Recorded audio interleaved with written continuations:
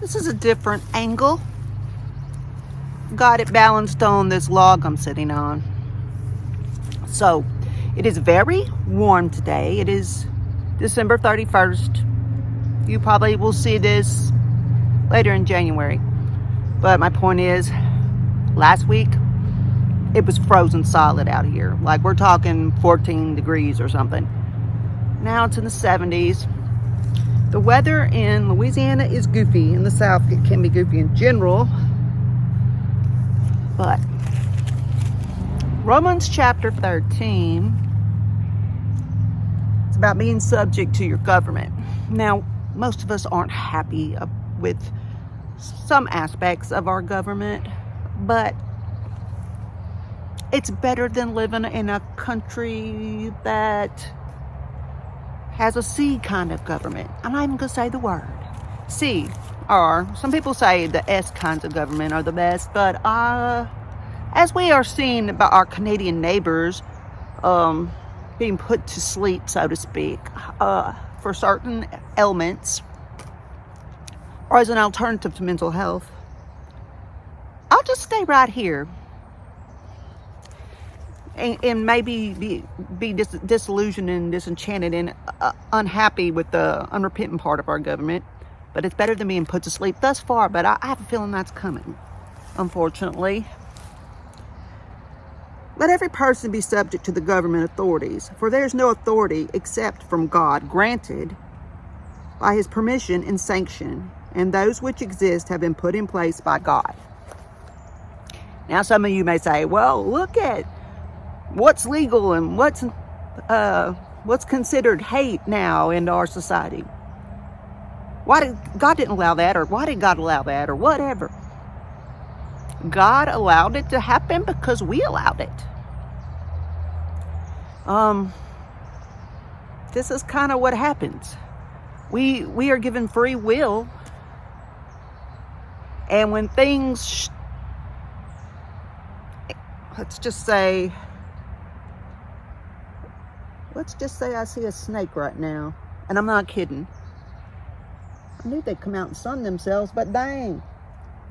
At least it's a garter snake. I'm not, gosh, let me look by my feet to make sure there ain't any others. I got boots on, but still, it's only rubber boots. So Mr. Garter Snake is over there. He can stay over there.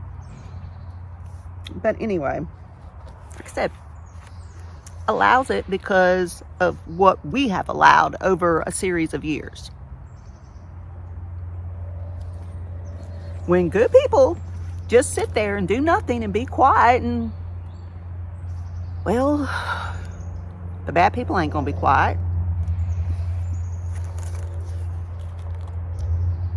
Therefore, whoever resists governmental authority resists the ordinance of God.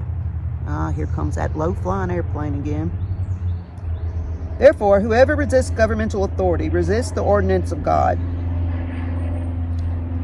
And those who have resisted it will bring judgment, that is, civil penalty, on themselves. So you know the rules, you know the laws. If you resist them, you'll get arrested.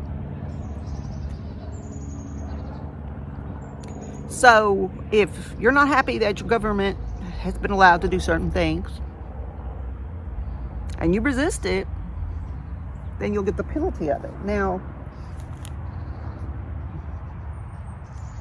what about those people in those countries that have the C kind of governments and the D for dictator? Well, I can't always answer that question because I don't live there and I haven't experienced it. But when they resist, they're usually squashed. That's why they're called those kinds of governments.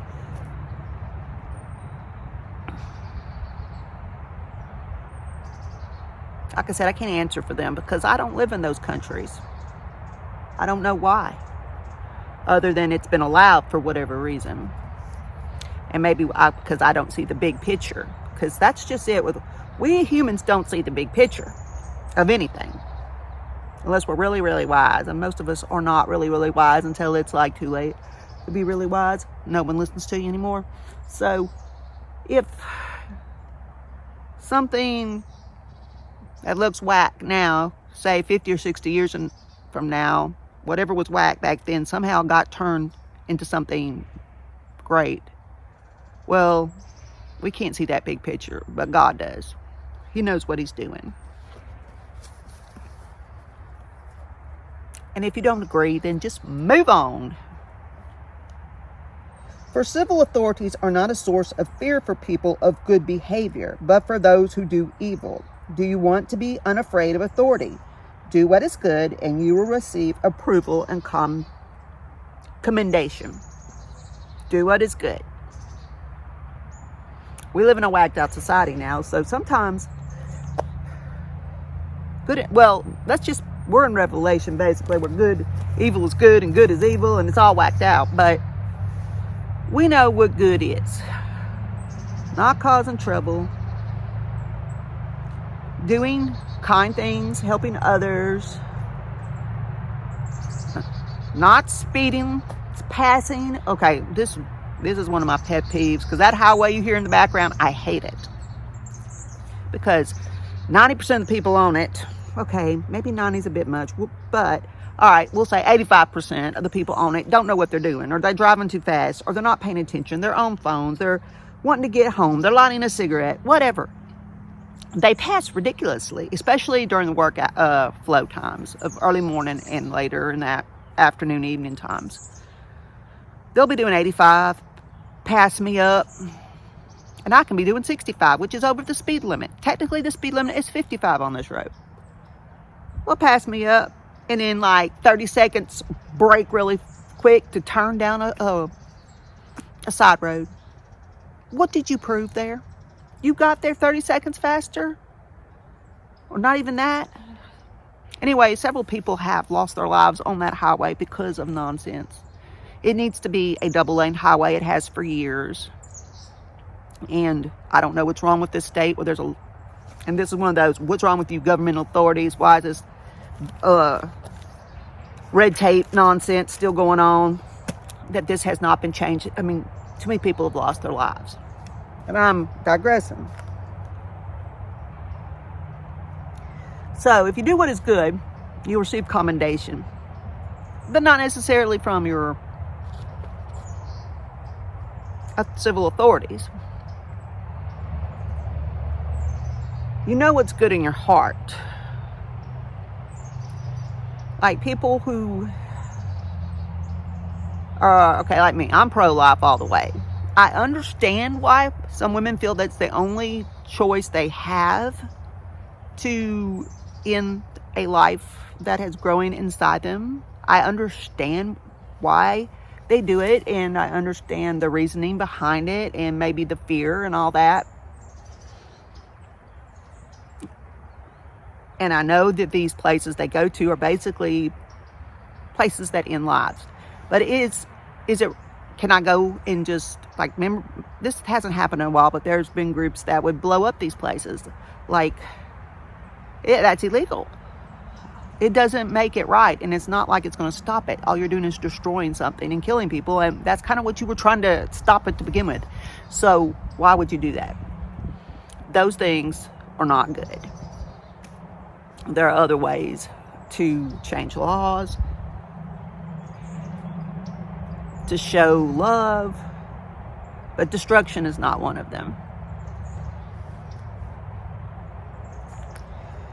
For he is, okay, so we're talking about the civil authorities again. For he is God's servant to you for good. But if you do wrong, you should be afraid, for he does not carry the executioner's sword for nothing. He is God's servant, an avenger who brings punishment on the wrongdoer. So even the worst leaders don't realize that they're serving a purpose for God in some kind of way. I know that's hard to believe. I'm picturing a certain individual right now that is in charge of things, and I just don't.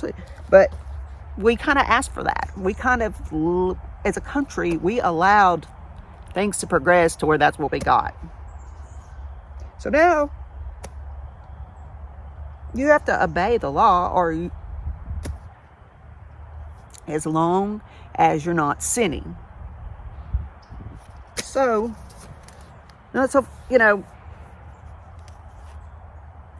so far I can obey the law in my country and I'm not sinning. As long as, thus far. So now, that's what he's saying though. The civil authority holds the executioner. I'm looking for that snake. Sword. I don't know where he went. Snakes don't care to hear the word, I guess.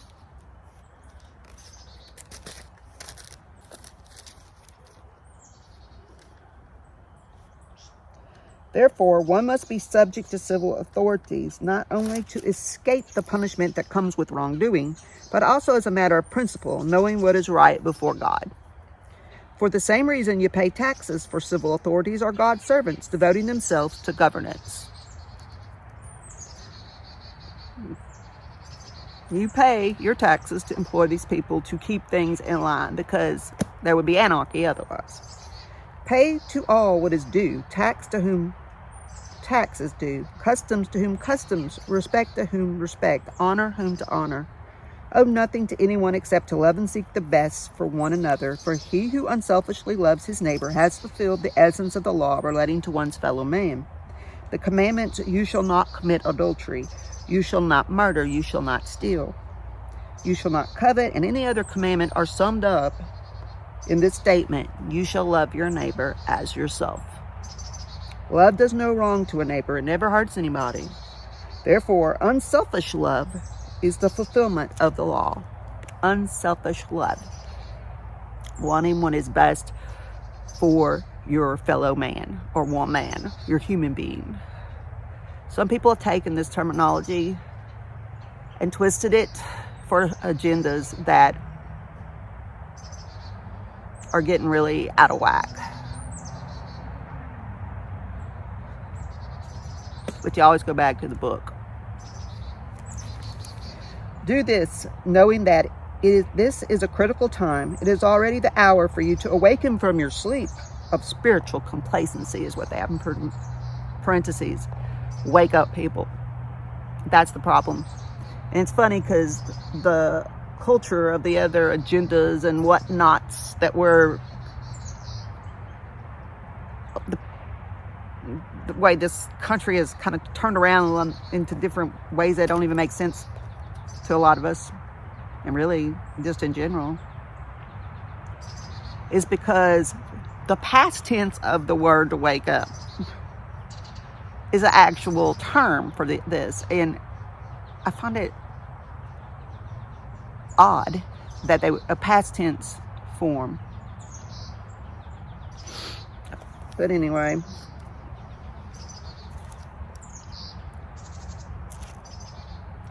do this knowing that this is a critical time. It is already the hour for you to awaken from your sleep of spiritual complacency, which I just said, for our salvation is nearer to us than when we first believed in Christ.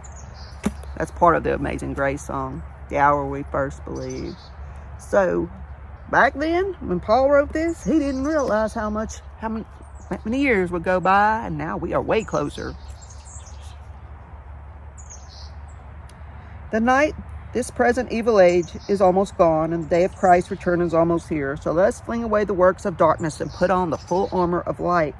Let us conduct ourselves properly and honorably in the light of day, not in carousing and drunkenness and partying and acting a fool, not in sexual promiscuity, hoeing around, and irresponsibility, not using your ability to respond to what you should to take care of business. Not in quarreling and jealousy, fighting and nonsense and being jealous of how many likes so-and-so got. But clothe yourself with the Lord Jesus Christ and make no provision for, not even think about gratifying the flesh in regard to improper desires. And there's a few side notes here. Depth is generally to be avoided, but Paul probably is addressed in depth to individuals with whom one has a personal relationship. And then says the key to understanding this and other statements about love is to know that this love, the Greek word agape, is not so much a matter of emotion your feels. It's not about your feels, as it is of doing things for the benefit of another person. That is, having an unselfish concern for another and a willingness to seek the best for other believers. And that concludes Romans chapter 13. And my random tangents I went off on. We hear love is love and all this, and what did it just say right there? Agape love. Love people in an unselfish way because you want the best for them, the best for their body, spirit, soul. They're eternal. Love is not a feeling. And then when I was younger, I didn't know any different. I thought that was that rush, that, oh, I can hug them so tight, I love them so much. And sometimes I felt that way about a kitty cat when I was little, and later I felt that way about some boyfriend. But that rush, I guess, of dopamine or whatever goes away eventually. And then love becomes love is an action verb. Just like faith. They're states of motion and states of being. You show love, like you tell people you love them, sure. But the things that you do regarding them show that love as well. Just like your faith. The things you do show that you have faith. But this video has been long enough. I'll let y'all folks go. And I'm going to make sure I don't step on any snakes. Later.